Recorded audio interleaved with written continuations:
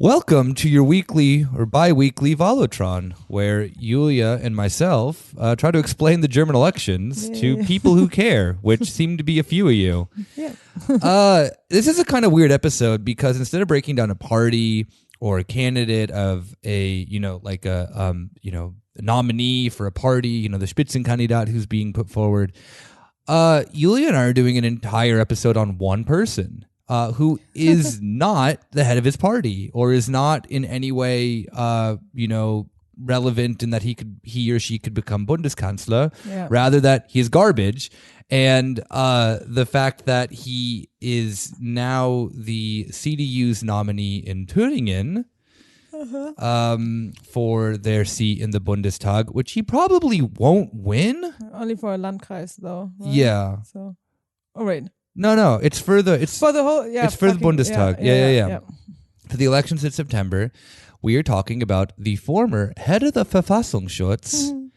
That's right, Hans-Georg Maaßen. Yay! And for those of you who do not know, Hans-Georg Maaßen has had quite the history recently in Germany. Because he had a major scandal, 2-3 years ago? Yeah, 2018, I believe it was. You mean when he was fired? Yes. Fired. Well, not actually fired. He was, in den vorzeitigen Ruhestand versetzt, which is like basically. Yeah, he had to go into retirement early. Early retirement. Being forced into early retirement for. But what was his reason, Julia? Why did he have to get into early retirement? I mean, I think the whole scandal was the situation in Dresden. Was it Dresden? Chemnitz. Sorry, yeah. Chemnitz, not Dresden. Sorry, so many like Nazi cities. Yeah.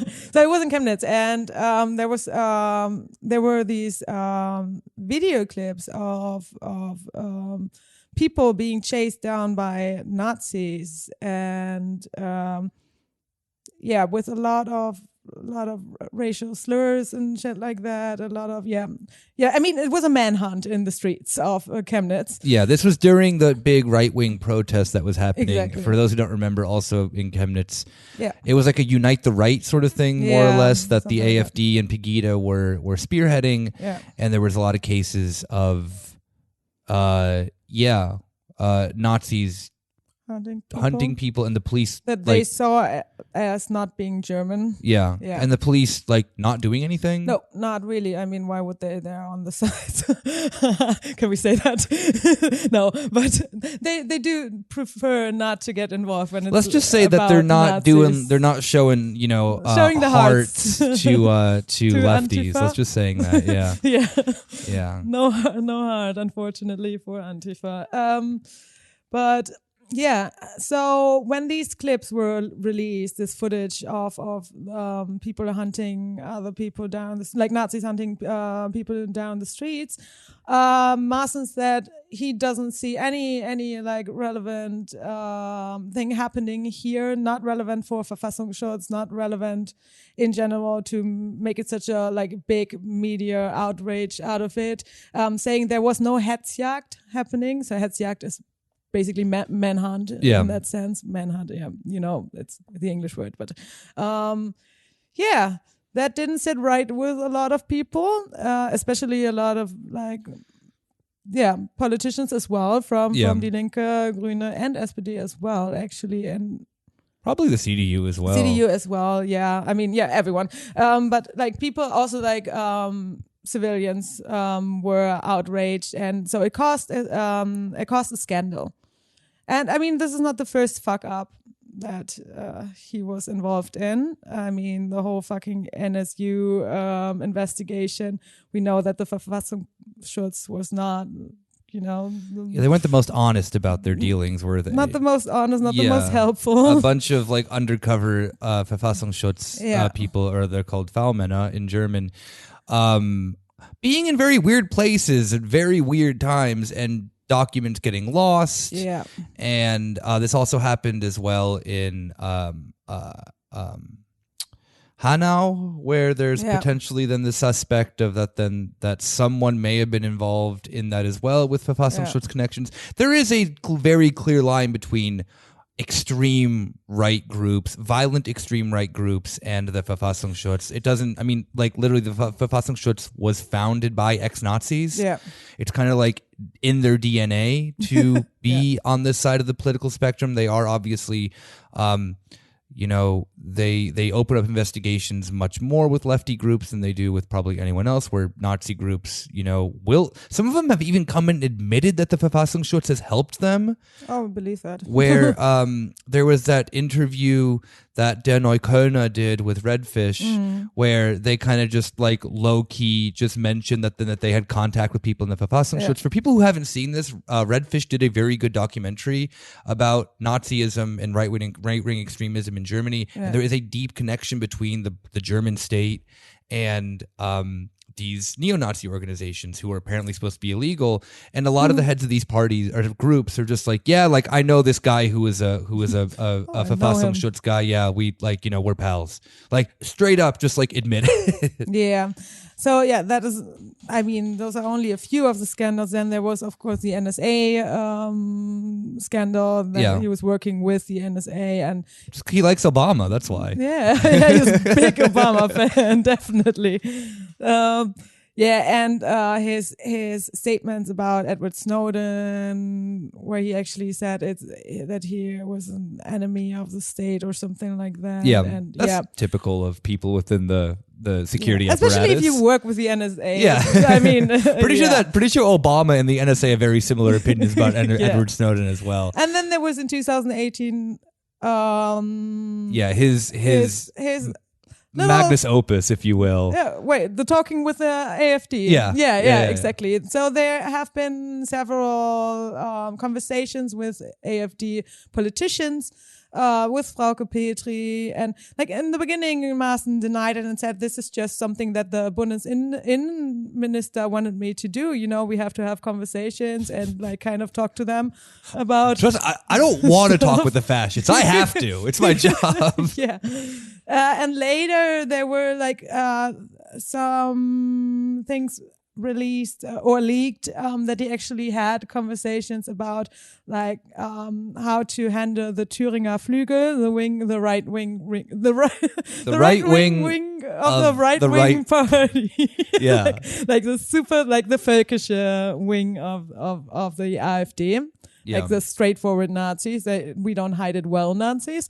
So yeah, this was maybe his biggest scandal, actually. Even though he literally told them how to avoid investigation from his organization, from the Verfassungsschutz, which is like the German equivalent of the FBI. Yeah, so when he was kicked out, basically, later the AfD also gave him an offer saying, oh, this one is a lawful man. We want him in our party. I did not know about this. Yep, they did exactly that. But Maaßen it's like the NBA draft, but for fascists. For fascists, yeah.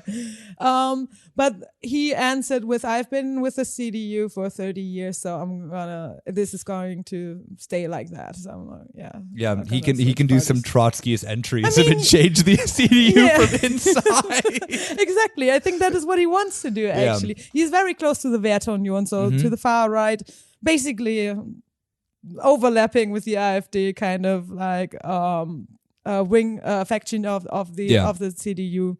CDU. It's like English and German in one. But yeah, so what was interesting after the Chemnitz incident is that people Chemnitz incident sounds like a black metal band. True, it does. Just saying. Well, it used to be Karl Marx-Stadt incident. That doesn't sound like a black metal band anymore. No, but yeah, actually, like horrible fucking shit that happened in Chemnitz. I mean, welcome to Germany. But yeah, so people didn't know how to handle it because he was the fucking head of the Verfassungsschutz, and they were like, oh, what should we do? Maybe we give him a promotion. That was exactly what Seehofer wanted to do. He wanted to have him as a referent in his Bundesinnenministerium, so like the Ministry of Interior in Germany, because Seehofer is our all beloved Heimat minister. Yeah, I forgot about there's all this shit that then like I've been turning Germany into Bavaria. Yeah, it's the thing that's just so funny with this is that then like, you know, being like having this all around you for so many years now, it just seems like a blob that just like engulfs you and you kind of forget things. I forgot that we have a Heimatministerium or a homeland ministry, as it would be translated into English. That's, I mean, these words don't conjure up maybe the best things about Germany. Nope. And the thing that then's really just funny about it too is that then not only was then this like consulting position that then Seehofer offered him, like, you can kind of go into retirement, but you can still get work. He got paid more money. Yep. And actually, like, I think someone who was very outspoken against it was Nahles, actually, like former head of the SPD back then. But also, of course, Die Linke. I mean, not a big fan of this decision that Seehofer made. So, in the end, he was put into early retirement because there were a lot of people saying, like, are you fucking stupid? What the fuck are you doing? But he's back, baby. Yeah, he's back. He's back, and apparently you can recover from a lot of scandals these days. You can recover from being a Nazi in Germany? What? What? When did that happen? I mean, I don't know. The beginning, after World War II, I mean, everyone had a great career, I guess. So you could say that. I mean, it's fucking true. Either you fucking become a scientist or you end up in a as far as I know, he was actually protecting someone. What's his name? A former Nazi. Why do I say former Nazi? Probably still a Nazi. Once a Nazi, always a Nazi. I guess. Alois Brunner, who was an NS war criminal. Yeah. And there was this rumor that he was working for the Verfassungsschutz in a country. Is there like wait? Isn't this we did an episode on him? Is this the stuff that's also connected where we did the episode about the KSK Nazi problem that they have, and Rob mentioned this. I think Brunner was mentioned. I think the Verfassungsschutz helped him going to Damascus, like and actually because the trials were going on, like the Eichmann trials. And the Verfassungsschutz helped him fleeing to Damascus. And since then, there was always this rumor that he was working for the Verfassungsschutz in Damascus, like for the German Verfassungsschutz in Damascus. I wouldn't put it past him. And a lot of files disappeared on this case. Oh no! What? Not again! Oopsie! Yeah. So this is the thing that then like really kind of like boggles my brain a bit. It sounds like a bit conspiratorial when you like mention this to people. I know. But the Verfassungsschutz has a massive problem, of course, with this. They also do this thing which is like with the NSU trials, which were a string of murders done by it's saying a couple people. A lot of people have come forth saying that there is a lot more people who are part of the National Socialist Underground. Definitely. These files were locked away for 130 years. Yes, we would never find out. Yeah, so there is very much a lot of suspicion raised with when it's like, why did you do that? Yeah. And a lot of the things of that then when there are incidences of right-wing, terror happening in Germany, that there are typically people who are tied to the Verfassungsschutz very close by, if not directly involved. Same thing with how like the FBI had stuff like, COINTELPRO in the US and whatnot. It's not too hard to fathom, especially when you are in some regard a literal thing of like actual Nazis founded your thing in the 40s. I mean, and 50s. It was this single guy project, the Verfassungsschutz before, which turned into the Verfassungsschutz. I mean, there's always that really funny joke from Archer that then is like the one of like going to NASA and yell Heil Hitler and see how many of them just like jump up. Seriously. No, but seriously. As we said, apparently the CDU doesn't care about how many scandals they have. these days because like they're already kind corruption, of yeah, exactly. The ties to fascist parties, tied to maybe actual fascists. Tomato. Exactly. We can still govern somehow. Apparently, vote for us. We're gonna do the same thing that the New Democracy in Greece did. We're just like, we can become more racist and we'll get the votes that way. And I guess that's kind of like the strategy that they have in Thüringen. Yeah, it's no surprise that he's getting they're nominating him there. I mean, the plan it is because it is Thüringen, and they said, oh, there are so many people that used to vote for the CDU are now voting for AfD. Exactly.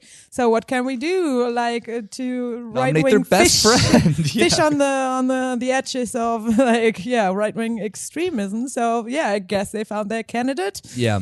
So this he literally announced his candidacy 2 weeks ago, or maybe not 2 weeks ago, but he's really kind of doubled down on it within the last 2 weeks that he is the man. Starting it off with possibly the most offensive thing that you could probably ever say in Germany, which is that he legitimately... Oh, no, wait, this wasn't 2 weeks. This was literally on the 8th. So the day of the liberation of Germany from fascism. Georg Maaßen, during a Zoom call or a Zoom conferencing that he was giving on behalf of the CDU, said that World War I and World War II were Germany's attempts, and I'm assuming he also then groups the Holocaust in with that, Germany's attempts to save the world. Yep. And both went wrong, as he said. Yeah. And the thing that then is the most amazing thing about this is, one, just the blatant support for Nazism that there's just clearly there. Second, he's backing up the Historikerdebatte, or the historians' debate about that Nazism was not actually about the things that we've heard about. Yeah. It's a reaction to the Bolsheviks and to communism, which is just historically inaccurate. Like, if you have half a brain. And it definitely justifies not even just Nazi expansion. It definitely justifies, of course, the Holocaust in many regards. And there's a lot of, a lot of the people who say these things typically end up, just being fascists themselves. There's like there's no really gray area here of like, oh, maybe they're just like a kooky historian. No, they're typically just like people like who are historical revisionists, and whatnot. He tried to play it off as saying like, oh yeah, I was actually, I don't know, talking about how Germany gets too cocky or something when they try to, but the word can only hear through Germany or something. I don't know. It was like some weird ass shit. Yeah, no, exactly. But saying that, I know what you meant, dude. It's like it's not fine. No. You show your true colors more often than not. Oh yeah. And it's really disturbing because then also then a little bit before that, Georg Maaßen had been tweeting a lot about the globalists and the Great Reset. And the Great Reset, which are both massive anti-Semitic tropes. Yep. To which there is, remember, this is on the back of then the Astamai things that were happening about, look at the left being anti-Semitic because they're flying Palestinian flags. Yeah. There was no discussion in Germany about then Georg Maaßen publicly endorsing New World Order, anti-Semitic, Zionist, controlling everything, conspiracy theories. Until Luisa Neubauer brought it, like the Fridays for Future activists brought it up on Anne Will, I think. Yeah, one of those garbage TV shows. Debate. We love debate in this country. Exactly. Brought it up and called his use of these terms as flirting with anti-Semitic content. Like, she didn't even call him an anti-Semite like that outspokenly. I'll call him that. Yeah, me too. The dude's an anti-Semite, very clearly. But yeah, saying that he uses a lot of these kind of like tropes and dog whistles. He does it all the time. Yeah, all the fucking time. And these days we gotta understand that anti-Semitism isn't like that outspoken in the sense of like nobody, maybe Björn Höcke or something, but no, even him, I don't know, Like, Björn Höcke at least uses a pseudonym when he writes under his like fascist persona. Yeah.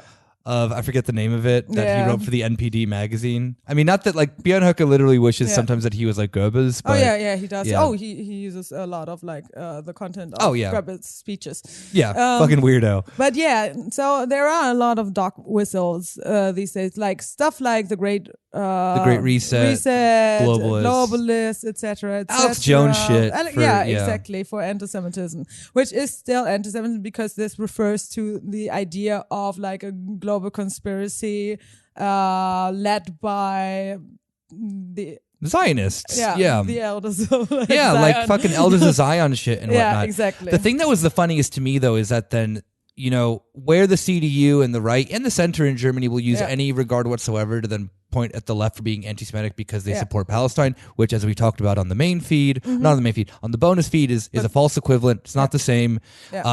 There is so much garbage going around right now, especially with what's going on in the news with you know, the current situation in Palestine. His own party, though, a certain Ruprecht Polenz, from your neck of the woods, from Münster, he's a representative of the CDU in the Bundestag there, says that my position is known about they don't get Maaßen. along well, actually. But Miss Neubauer saying that then that he was, you know, spreading anti-Semitism is just not true. The word globalist is not an anti-Semitic trope. It 100% is, dude. Yeah. And this is the thing that bugs me more than anything is that then Germans will always get on their like stupid high horse to then be like, we know what anti-Semitism, we know what anti-Semitism, we know what anti-Semitism is, except for that they do not know what anti-Semitism is clearly, because everyone should be throwing Maaßen under the bus for that alone, not even just his actual other shit. The fact that he's like literally the candidate still, and he's just an anti-Semitic piece of trash. That all the Ulf Porschats and shit like that of Germany. Ulf Porschat wrote an article saying that he's good. I know, exactly. Are like, oh shit, I saw a Palestinian flag. This is anti-Semitism. But if someone is like clearly using anti-Semitic dog whistle terms, it's like, oh yeah, no, it's fine. Yeah. Like, oh no, he's just critiquing. Ulf Porschat literally wrote like the day that then like when Maaßen, I think around 1. Mai or so or whatever, Ulf Porschat wrote a thing about being like, well, you know, I don't like Maaßen, but he's good for democracy. So they don't, I don't know, because these people are legitimately just like complete hucksters, and they're very much just like, I don't know. There's very few people that I think are just like legitimately dumb, and Ulf Porschat's just one of them. He can't read. He can read. He can't write. All he just do is just like, you know, take his money and fucking drive his Porsche until, you know, into the sunset or whatever. Yeah, drive your Porsche into like Nicolas Zimmer of the CDU in Berlin left the party because he said, I can't be part of a party that doesn't, you know, clearly and outspokenly stand against right-wing. Well, he said Brandstifter, so like people that who like fuel the fire. The fire, you're in the wrong party, homie. Definitely. It's like, oh, you notice that now? Yeah, now, like 2021. Damn, I think my party's cozying up to far right extremists. Yep. I mean, you already have fucking like what's his name, Kai Wegner in the Berliner CDU, who is. Yeah, Werteunion. I mean, the whole fucking thing of Werteunion, like fucking Merz. Friedrich Merz. Yeah, garbage. I know. You want to hear? You want to hear another? You want to hear another good quote from Maaßen? Yeah, throw them at me. All right. So this happened around the time when, during the you know, quote unquote refugee crisis, he said, "I did not join the CDU so that millions of Arabs could come into this country." Oh my god. Yeah, that sounds like, that is actually... Hate the Jews, hate the Arabs. Hate simple everyone who's not German. It's like, we need Germany to save the world, apparently. Ooh. No, it's interesting. Yeah, because he has this... When people say like, oh, he's good for democracy, which I find really weird, because he's not this classical like... Well, CDU guy saying like, oh, like being shitty, but also being interested in like economy and kind of like playing along with neoliberalism, etc., etc. He is all about like culture war and like all about values, and so that's why he's part of Werteunion, of course. Yeah. So he's like basically super right wing in the sense of really like fascist kind of Yeah. Oh, yeah. ideology. Yeah. He's definitely like his in this focus. The thing that I think is so interesting about him and someone like Maaßen, now while they are different flavors of the right, they do represent what the CDU was like 20, 30 years ago. Yeah. You had these people like Maaßen who were like more upfront just apologists for Germany during World War II. Up until quite recently in German history, I would say. Like, remember, this wasn't an issue that was brought up too often of how should Germany feel about World War II. Yeah. It was something that then up until the 80s, just like, let's just pack that into the, shove it under the rug. Started in the 70s, they started to release names of people actually being involved in Nazi crimes. But before that, nobody, even in universities. The 68 movement kind of is the beginning of where you have a generation kind of coming to realization with that. Was still, I only, not only, but I know this also from the universities in Germany, because I studied Germanistic. Bunch of them, so many fucking professors were Nazis. Yes. Yeah, I mean Germanistic, sorry, but they were part of preserving German language and literature and culture and shit like that, and they still had their positions. So much that one of them was supposed to announce Adorno when he was speaking at FU, and then chickened out because he was scared that someone, would find out that he was a Nazi, like Adorno, for example. Damn, you know what? The radical left is canceling everyone, even ex-Nazis. Yeah, right? So he said he had a fever and he couldn't introduce Adorno to the stage. That's where Adorno got where the students heckled him, right? Exactly. And they called him Teddy or whatever, right? Yeah, Teddy. Yeah. But not just a little anecdote about Adorno and former Nazi, not former Nazis. Yeah. An actual Nazi. Actually, yeah, but you're right. Yeah, it was a lot, it wasn't talked about enough, especially of I don't know, the involvement of Nazi officials in now ministries of the state. I mean, the Verfassungschutz. And it's I mean, I'm not so this is the thing that's really shit to say, but I'm not surprised that people like Maaßen exist. No, definitely so not openly surprised. Within the CDU, and so many people just kind of brush it off of he doesn't mean it that way, because this is actually a pretty common opinion, I think, in Germany amongst people who are very very right wing or very conservative, but aren't in things like the AfD. There are probably plenty of Maaßens within the ranks of the CDU. Oh yeah, what's her name? Erika. Our favorite Erika from Bund der. I do not know who this is. Oh, Erika Steinbach. Oh yeah, of course. Yeah. Former CDU member. She left the CDU though because she didn't. Alexander Gauland is another one who famously left the CDU to join the. Exactly. Steinbach was all about the Vertriebene AfD. And poor Germans that they had to leave their settling places in Poland and shit like that. So yeah, super right wing, super völkisch orientiert, super much into these stories of the deutsches Volk and shit like that. And Maaßen seems to be very flirtatious with that kind of ideology as well. Oh, absolutely. Not as outspoken as Björn Höcke, for example, or an Erika Steinbach, but definitely using dog whistles, as we said. Or just blatantly saying it like he did on the 8th. I mean, that was of the war. Because that is just that is the thing that you hear a lot of Nazi conspiracy theories on the internet go about, or you see this within a lot of movements that then are trying to be oh, the Nazis weren't what you think that they were, this and that. It's what the fuck do you mean the Nazis weren't where you think that they are? Where are you going with this? Yeah, exactly. And it always ends up with them justifying it and then being he did people who deny the Holocaust of well then why did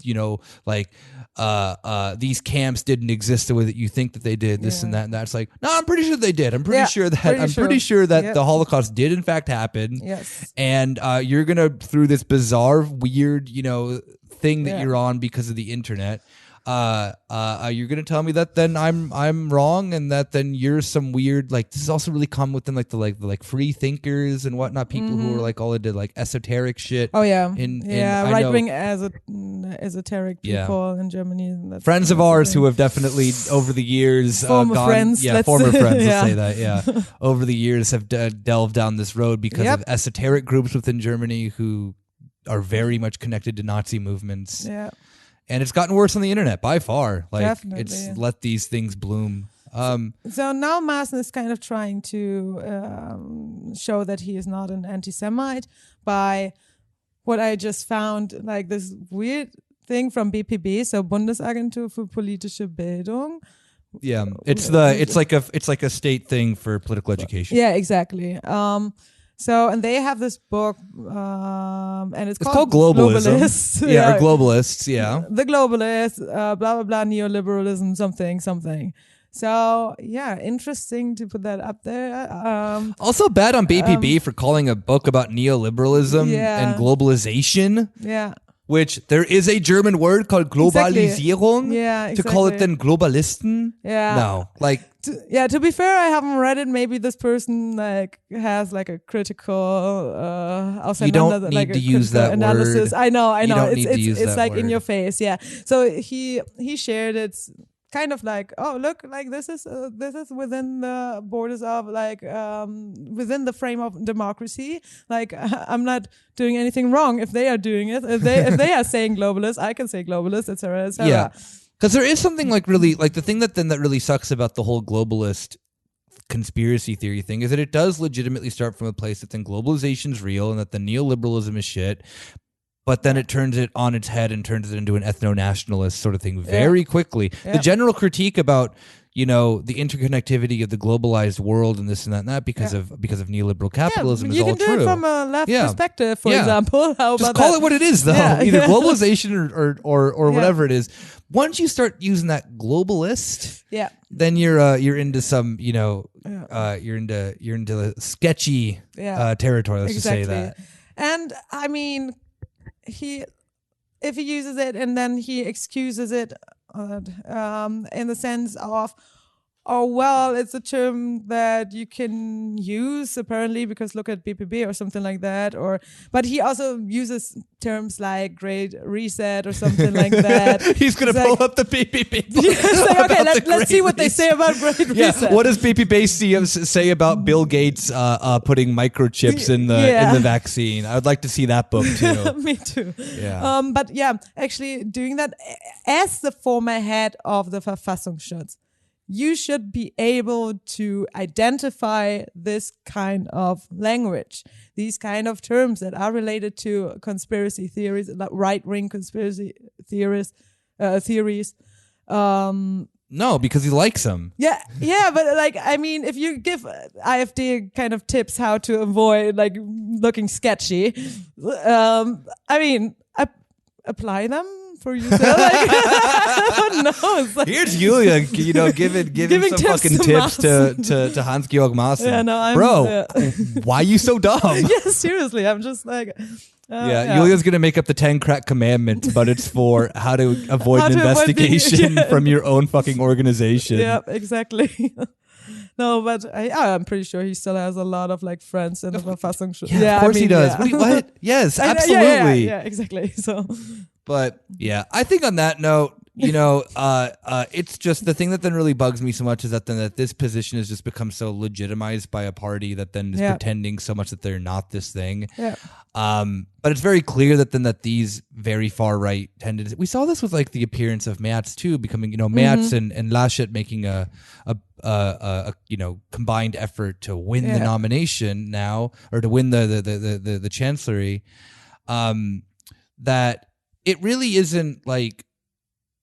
It isn't that much of a surprise that there's like the far right in this party that then still so active. It just surprises me that they're letting this one person who has a very, very, very, very problematic history with actual fascists and helping them.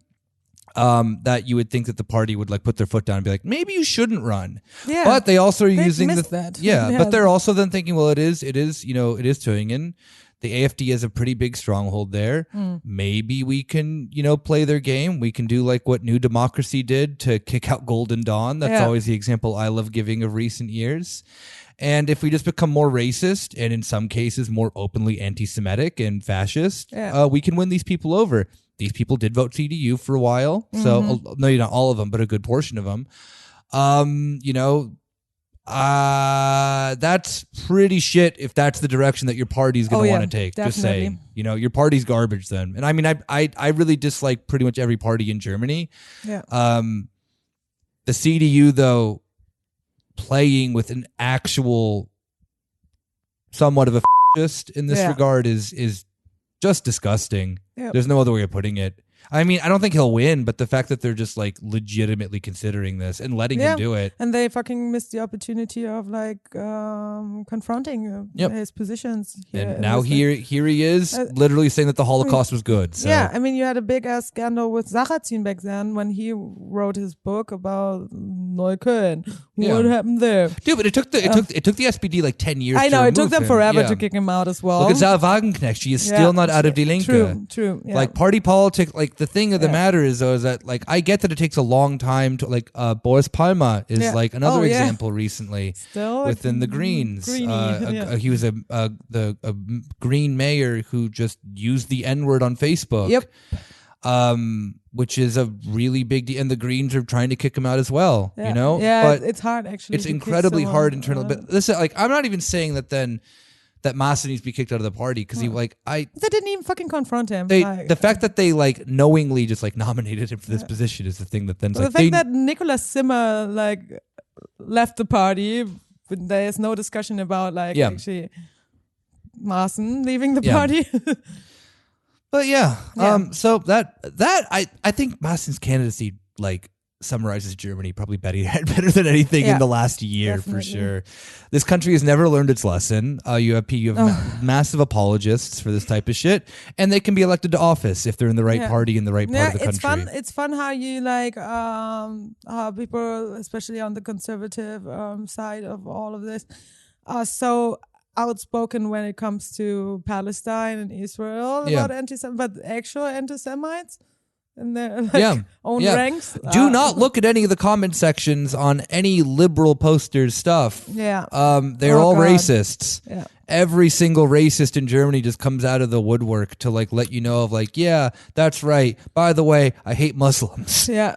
So this country has a massive problem with not even just anti-Semitism that then amongst German peoples, not even like this idea that it's like an imported thing is hilarious, especially this like Maaßen's thing of legitimately justifying World War II and the Holocaust and then using anti-Semitic tropes coming on the back of that then everyone tried to like point at the left being anti-Semitic is the like it's almost comical in a way. Yeah, it's sad. Yeah, who imported that so anti-Semitism to him? Then is my question. Definitely. As him being like, being as Islamophobe as he is. Yeah.